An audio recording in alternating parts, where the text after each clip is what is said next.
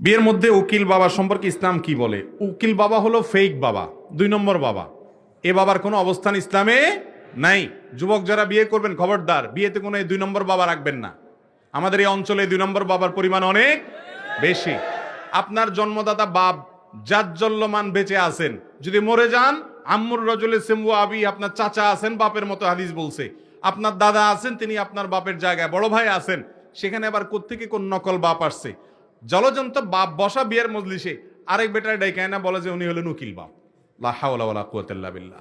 বিয়েতে কোনো উকিল বাপের কোনো সিস্টেম ইসলামে নাই। কিসের উকিল বাপ? বাপ নিজে তার সন্তানকে বিয়ে দিবে, উকিল বাপ আবার কি? এ উকিল বাপের নাম দিয়া ওই মেয়েরা উকিল বাপের সাথে সারা জীবন সাক্ষাৎ করে, মনে করে বাপ। ওই নকল বাপ নকল সন্তানের কাছ থেকে হাদিয়া তোফা পায়, সারা জীবন বিশেষ কেয়ার পায়, যত্ন পায়, যে উকিল বাপ।